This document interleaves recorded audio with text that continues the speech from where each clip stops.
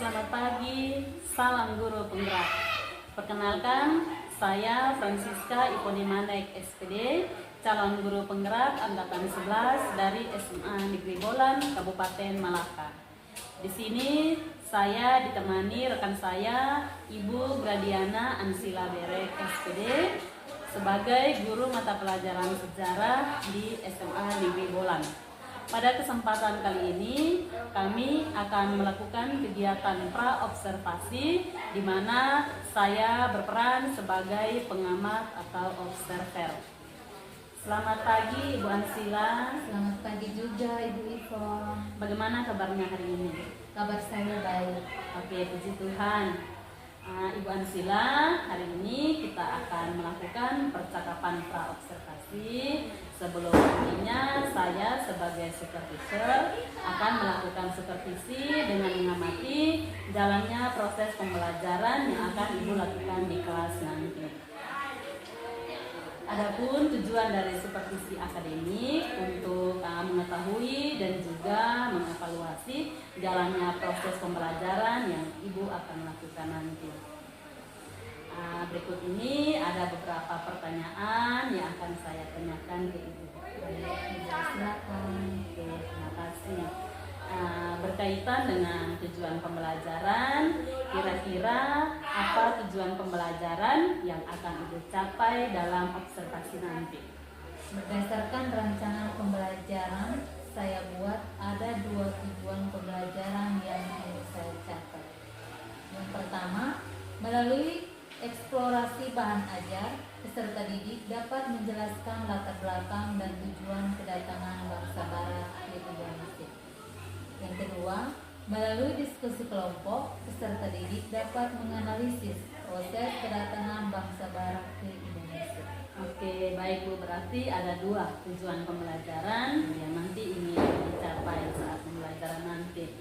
Oke, baik Ibu. Bagaimana dengan area pengembangan yang ingin Ibu capai dalam observasi nanti? Untuk area pengembangan yang ingin saya capai adalah keaktifan siswa dalam diskusi kelompok dan presentasi.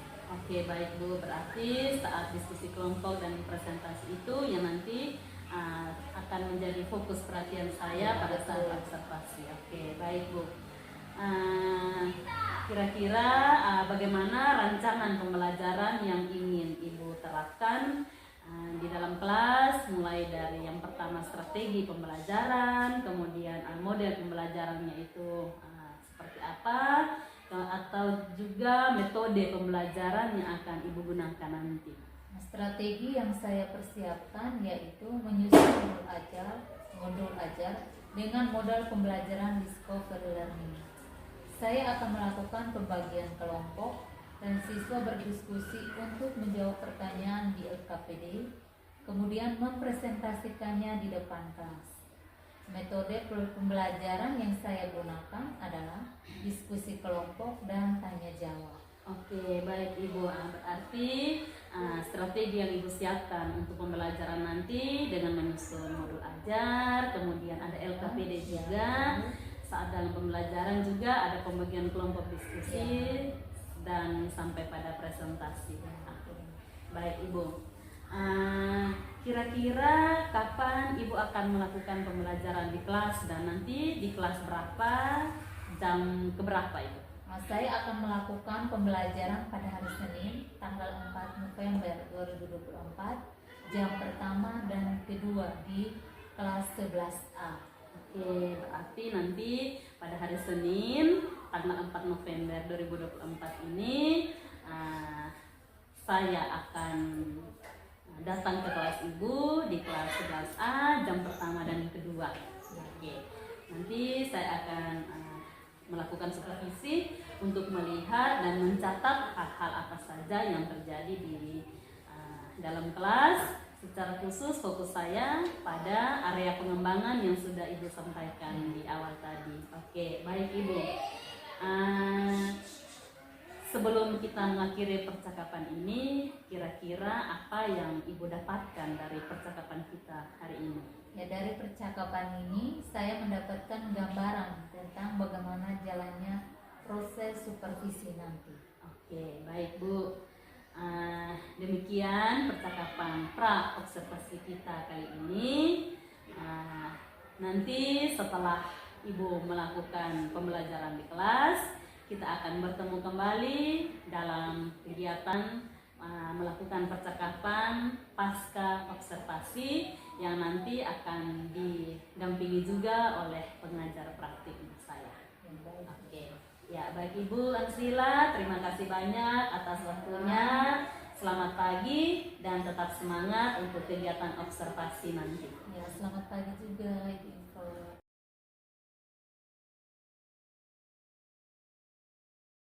Ya.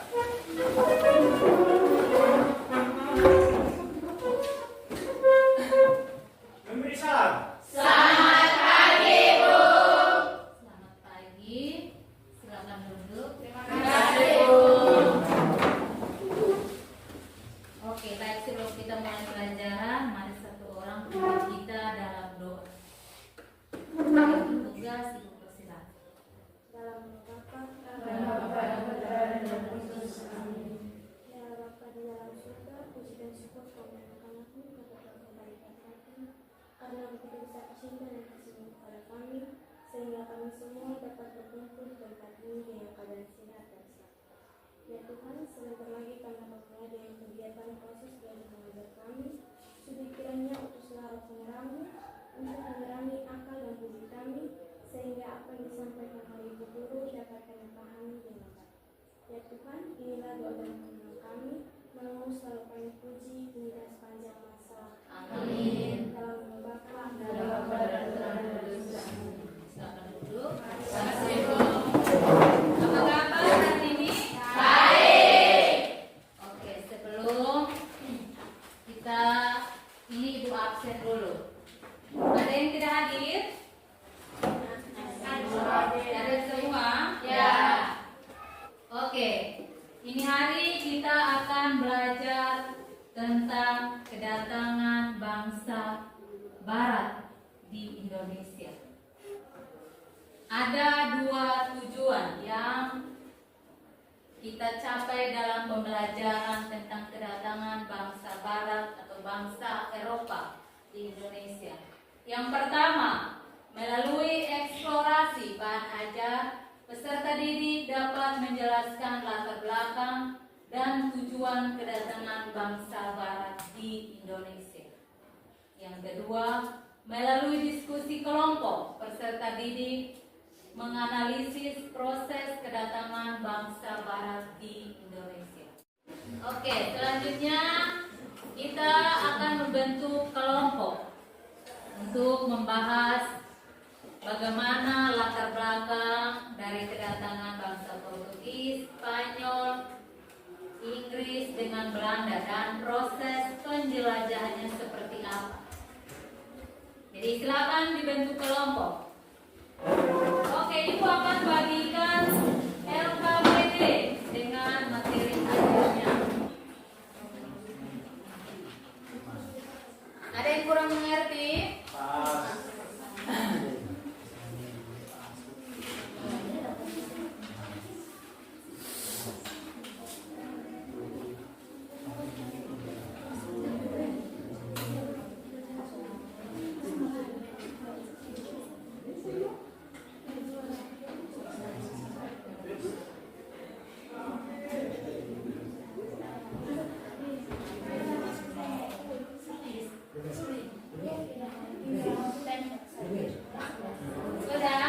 Sudah. Oke, baik. Sekarang kita masuk ke presentasi. Yang pertama itu kelompok 1, yaitu kelompoknya Portugis. Silakan. Selamat pagi untuk kita semua. Selamat pagi. Kami dari kelompok 1 ingin mempresentasikan hasil diskusi kepada pemateri. Baik, terima kasih atas waktu dan kesempatan yang diberikan kepada kami. Kami akan mempresentasikan hasil diskusi kami. Yang pertama, jelaskan latar belakang bangsa Portugis. Kedatangan bangsa Portugis. Yang pertama, jatuhnya Konstantinopel pada tahun 1453 ke tangan Turki Utsmania yang mengakibatkan permasalahan rempah-rempah di wilayah Eropa terputus. 2. Runtuhnya Kekaisaran Romawi pada tahun 476 Masehi berakibat pada kemunduran jaringan perdagangan antara Asia dengan Eropa yang mengakibatkan kehidupan wilayah tersebut semakin merosot. 3. India Timur atau Indonesia dikenal sebagai daerah penghasil rempah-rempah. 2. Jelaskan tujuan bangsa Portugis. Yang pertama, mencari kekayaan dan keuntungan. Yang kedua, memburu kejayaan dan kekuasaan dan menyebarkan agama. Baik, kami akan memberikan kesempatan kepada kelompok lain untuk bertanya. Jelaskan latar belakang kedatangan bangsa Portugis di Indonesia. Baik, saya akan menjawab pertanyaan dari latar belakang kedatangan bangsa Portugis di Indonesia. 1. Jatuhnya Konstantinopel ke tangan Turki Utsmania pada tahun 1492. 2. Runtuhnya Kekaisaran Romawi pada tahun 476 Masehi berakibat pada pemunduran jaringan perdagangan antara Asia dengan Eropa. 3. Indonesia dikenal sebagai daerah penghasil rempah.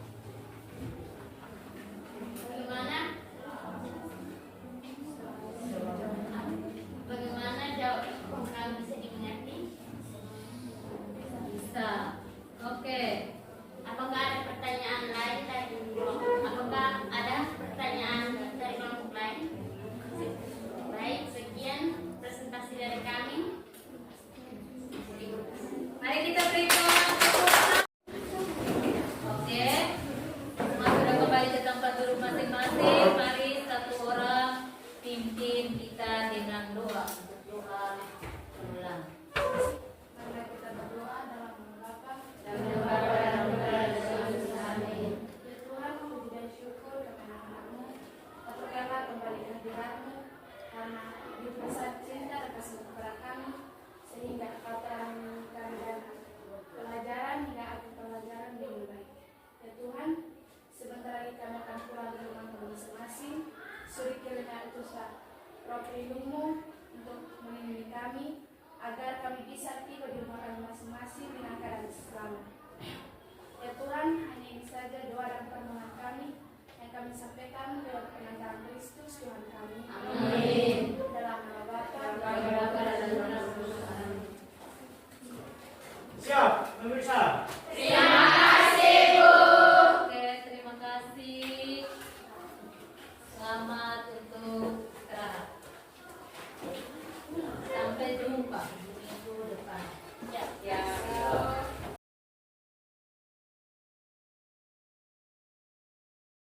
Selamat siang, salam guru penggerak.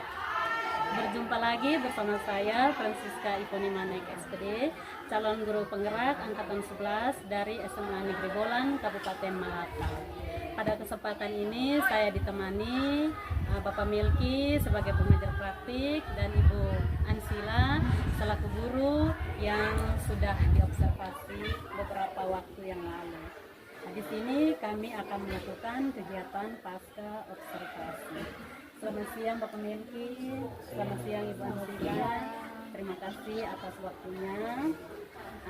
Beberapa waktu lalu kami sudah melaksanakan 2 kegiatan, yaitu pra-observasi dan kegiatan observasi di dalam kelas. Jadi pada saat ini kita akan melakukan kegiatan pasca observasi. Tujuannya untuk bisa mengevaluasi sekalian melakukan refleksi terhadap kegiatan pembelajaran yang sudah dilakukan di dalam kelas, di mana pada waktu itu saya sendiri sebagai observer. Ibu Ansila, bagaimana perasaan Ibu selama melakukan pembelajaran di dalam kelas? Ya, baik, perasaan saya ketika saya melakukan pembelajaran di kelas, saya merasa sangat senang. Oke, Ibu sangat senang saat pembelajaran di kelas. Menurut Ibu Ansila, adakah hal-hal yang baik yang sudah Ibu lakukan saat pembelajaran di kelas? Ya, hal baik yang sudah saya lakukan yaitu saya menerapkan langkah-langkah pembelajaran sesuai yang direncanakan. Oke, bisakah Ibu ceritakan area pengembangan yang sudah Ibu kembangkan di dalam kelas dan langkah-langkah yang sudah Ibu lakukan? Ya, seperti yang saya sudah gambarkan pada percakapan pra-observasi kali lalu, bahwa area pengembangan yang ingin saya kembangkan adalah diaktifkan siswa dalam kegiatan diskusi kelompok dan presentasi.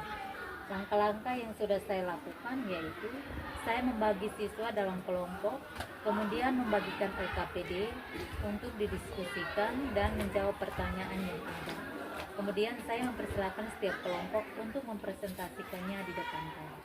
Oke, baik Ibu. Jadi area pengembangan yang Ibu sudah lakukan di dalam kelas itu dari hasil pengamatan saya, semuanya sudah berjalan dengan lancar, diskusi dan presentasi berjalan dengan lancar. Baik Ibu, terima kasih. Dari skala 1 sampai 10 menurut Ibu Ansila sekarang ini Ibu berada di posisi berapa? Ya, menurut saya sekarang berada di posisi 7 dan ada 8. Yang berarti di antara 7 sampai 8. Luar biasa Ibu Ansila. Kira-kira apa kendala yang Ibu Ansila hadapi saat pembelajaran di kelas Ibu? Kendala yang saya hadapi yaitu ada beberapa siswa yang belum aktif dalam diskusi. Mereka kelihatan masih tergantung dalam anggota kelompok yang aktif. Ya, berarti tidak semua siswa aktif, ada yang masih bergantung pada kelompok teman kelompoknya. Oke. Baik Ibu, kira-kira apa rencana Ibu ke depannya? Ya, kedepannya mungkin dalam pembelajaran saya menyediakan materi ajar dalam bentuk teks dan video, sehingga saat diskusi siswa memilih sendiri sesuai dengan gaya belajar mereka. Jadi itu salah satu rencana Ibu dengan maksud supaya anak bisa Siswa sendiri memilih sesuai dengan apa yang mereka butuhkan gaya belajar mereka. Ya, terima kasih. Kira-kira kapan Ibu mulai menerapkan rencana yang tadi Ibu sudah sampaikan? Setelah kegiatan ini saya akan mempersiapkan hal-hal yang sudah saya rencanakan, sehingga mungkin minggu depan saya bisa menerapkan dalam pembelajaran di kelas. Berarti minggu depannya Ibu bisa terapkan rencana Ibu. Oke, baik Ibu. Apa komitmen Ibu terhadap pembelajaran di kelas? Saya berkomitmen untuk melakukan inovasi dalam pembelajaran. Oke, berarti Ibu berkomitmen untuk melakukan inovasi. Oke. Baik Ibu Ansila, terima kasih banyak sama-sama sudah bersedia untuk kita melakukan kegiatan pasca observasi ini. Terima kasih Bu Ansila, terima kasih Bapak Melki sudah meluangkan waktu untuk bersama-sama dengan kami melakukan kegiatan pasca observasi. Sekian kegiatan pasca observasi kali ini. Selamat siang, salam dan bahagia.